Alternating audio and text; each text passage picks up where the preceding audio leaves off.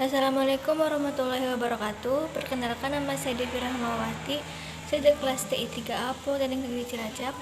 Di sini saya akan mempresentasikan mengenai materi algoritma.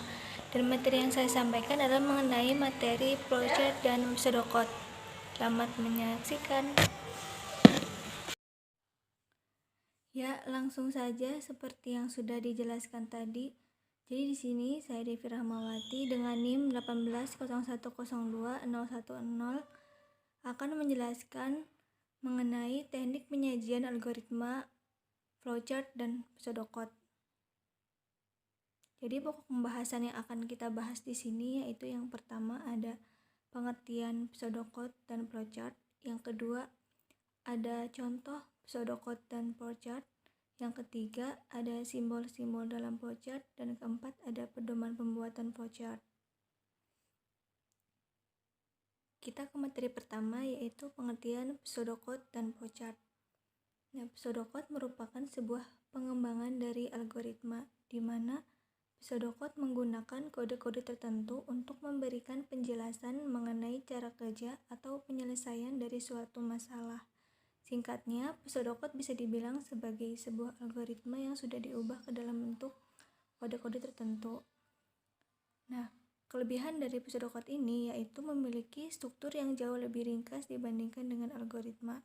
Namun demikian masih mudah untuk dimengerti oleh manusia. Nah, pseudocode ini memiliki struktur yang hampir mirip dengan bahasa pemrograman. Pseudocode ini menggunakan banyak sekali perintah-perintah atau command-command yang populer yang banyak kita pelajari, misalnya saja itu ada if, else, then, serta menggunakan kode atau tanda-tanda tertentu seperti tanda underscore, tanda koma, titik, tanda kutip, tanda panah, kiri dan kanan, serta tanda lainnya. Sedangkan flowchart pada dasarnya itu merupakan sebuah bentuk gambar ataupun diagram yang memiliki aliran satu atau dua arah yang berlaku secara sekuensial atau berkesinambungan. Nah, fungsi utama dari flowchart ini yaitu untuk menggambarkan sebuah desain program dan untuk mempresentasikan sebuah program atau sistem yang akan kita buat berdasarkan pola berpikir kita, berdasarkan algoritma. Nah, jadi ada unsur-unsur atau komponen yang terdapat pada flowchart. Di antaranya itu ada input, ada percabangan, biasanya itu menggunakan command if atau switch, ada perulangan, dan ada output. Nah, selanjutnya ada contoh pseudocode. Jadi sini ada kita akan membaca pseudocode luas persegi panjang, yang mana lebar dan panjangnya itu menggunakan inputan. Pertama itu kita harus mendefinisikan dulu pseudocode apa yang akan kita buat, yaitu yang pertama program hitung luas persegi panjang. Yang kedua, mendeklarasikan kebutuhan atau variabel apa saja yang dibutuhkan. Di antaranya yaitu variabel panjang, lebar, luas yang berbentuk integer. Yang ketiga itu kita memiliki algoritmanya. Nah, algoritma untuk menghitung luas persegi panjang, yang pertama itu ada kita meread atau membaca panjangnya. Yang kedua itu kita membaca lebarnya atau read lebar dengan menggunakan bahasa pseudocode. Lalu yang keempat itu kita itu menghitung luasnya. Luas dari persegi panjang yaitu panjang kali lebar. Dan langkah yang kelima yaitu menulis luasnya. Selanjutnya itu ada contoh flowchart. Dari segi analisis, di sini ada contoh flowchart luas persegi panjang, di mana kita menginputkan panjang dan lebar. Luas persegi panjang yaitu luas panjang kali lebar. Nah, algoritmanya seperti yang tadi yaitu ini bukan panjang, ini bukan lebar.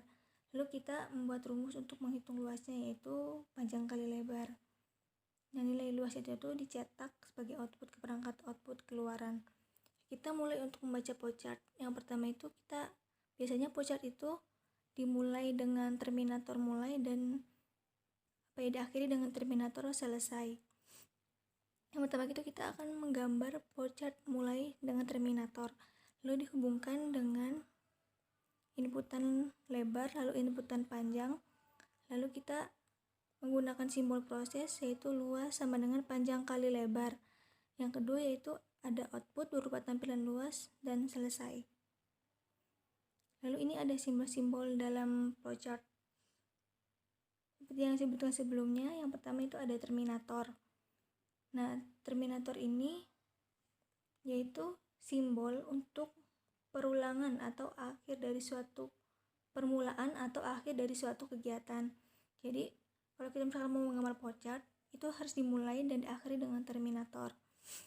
Yang kedua itu ada direction simbolnya. Jadi direction simbol itu fungsinya itu untuk menghubungkan antara simbol flowchart yang satu dengan flowchart yang lainnya. Yang ketiga itu ada simbol proses, yaitu simbol yang menunjukkan pengolahan yang dilakukan oleh komputer. Jadi kalau misalkan suatu proses itu ada proses menggunakan simbol persegi panjang ini. Lalu yang ketiga itu ada decision. Simbol decision ini yaitu simbol pemilihan proses berdasarkan kondisi yang ada. Jadi kalau di suatu proses itu ada suatu pilihan atau biasa dengan kita sebut dengan if, maka menggunakan simbol decision. Selanjutnya ada input atau output. Jadi simbol input atau output itu simbolnya sama, yaitu jajar genjang. Jadi ini fungsinya itu untuk menyatakan proses input atau output tanpa tergantung dengan jenis peralatannya. Lalu ada proses manual. Jadi di dalam flowchart itu ada flowchart sistem yang sedang berjalan dan flowchart sistem yang akan dikembangkan. Kalau misalkan flowchart itu masih dilakukan secara manual, maka prosesnya itu menggunakan gambar seperti ini. Proses manual seperti gambar trapesium. Jadi gambar ini tuh menunjukkan pengolahan yang tidak dilakukan oleh komputer. Selanjutnya yaitu dokumen. Kalau misalkan kita membuat suatu proses program dan ada proses cetak, maka akan disimbolkan dengan dokumen seperti gambar berikut di PPT. Nah, jadi fungsinya itu untuk menyatakan input yang berasal dari dokumen dalam bentuk kertas atau output dicetak ke kertas. Lalu ada gambar konektor. Nah, konektor ini tuh fungsinya untuk keluar masuk atau penyambungan proses pada halaman yang berbeda. Jadi kalau misalkan ada flowchart yang panjang dan halamannya itu berbeda, maka dihubungkan dengan simbol konektor. Lalu selanjutnya ada pedoman pembuatan flowchart. Di dalam pembuatan flowchart itu ada beberapa pedoman yang harus dilakukan. Yang pertama itu flowchart digambarkan dari halaman atas ke bawah dan dari kiri ke kanan. Jadi kalau kita menggambar flowchart itu, kalau tidak dari kiri ke kanan, dari atas ke bawah dan nggak ada yang lain. Seperti yang tadi digambar ini. Ini kan dari mulai sampai selesai itu dari atas ke bawah. Lalu aktivitas yang digambarkan harus didefinisikan secara hati-hati dan definisi ini harus dapat dimengerti oleh pembacanya.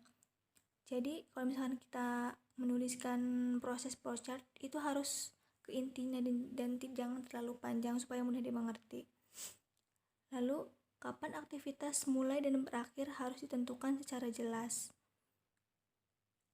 Selanjutnya, setiap langkah dari aktivitas harus diuraikan dengan menggunakan deskripsi kata kerja. Misalkan menghitung pajak penjualan. Jadi alurnya itu jelas. Lalu selanjutnya, setiap langkah dari aktivitas harus berada pada urutan yang benar. Jadi flowchart ini memang sudah sistematis urutannya, jadi tidak boleh teracak-acak istilahnya.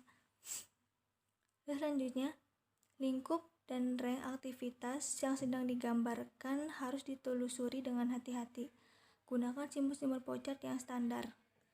Jadi jangan keluar dari simbol-simbol flowchart yang tadi sudah dijelaskan.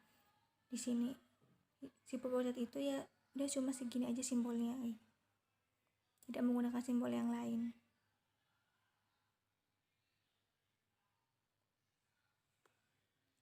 Mungkin sekian yang bisa saya sampaikan.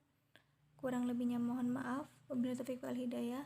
Wassalamualaikum warahmatullahi wabarakatuh. Demikian materi yang bisa saya sampaikan. Kurang lebihnya mohon maaf. Akhir kata, wassalamualaikum warahmatullahi wabarakatuh.